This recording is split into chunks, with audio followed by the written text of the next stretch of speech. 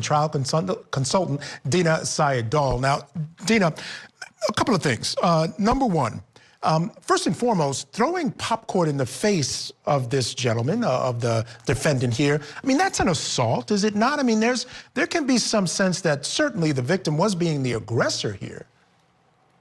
I mean, the throwing of the popcorn, if that's all it was, sure, that could be an assault. But that's the type of assault that usually doesn't get charged. I mean, those kind of things happen all the time and wouldn't justify deadly force. Him coming over the seat, that little bit of interaction, that's really going to be where the crux of this case is, whether or not the jurors believe that he thought he was in imminent danger of death and great bodily harm.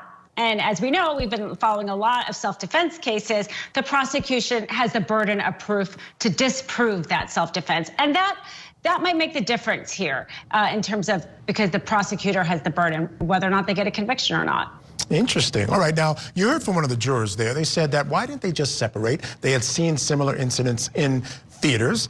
Who is that going to help more? Let's say this juror makes it on to the jury. I don't think they will, but let's say they do.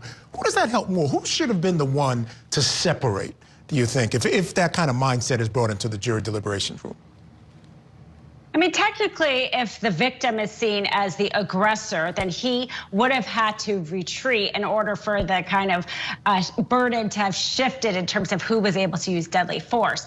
But I think generally it would help the defense because they killed somebody over this really meaningless argument. Everybody can agree this is very meaningless. Even the defense said that in the interview. And I think one of his biggest problems might be in that interview. Afterwards, he says, this was just stupid. You know, he doesn't say, I was scared for my life. He even seems to kind of say there how meaningless it was that he basically shot and killed somebody over this. Yeah, and it was a cop, and he decided not to get representation before talking to police. That's interesting. You know, there's, that's not a good choice on anyone's part at any time, really.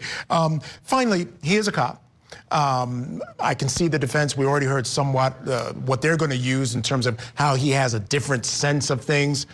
Does that help or hurt him in the long run? Do you think this jury is going to hold him to a higher standard because he is a cop, or going to accept the fact that maybe he's seeing things that others don't see? I think it hurts him, actually, because for one, you know, is he really that scared of somebody maybe going toward him? Because he was in the line of duty for so many years, you would think he would be kind of tough-skinned in that, and it would take quite a lot to feel threatened. Here he is shooting somebody, and this person didn't even punch him or, you know, land a punch on him or anything like that.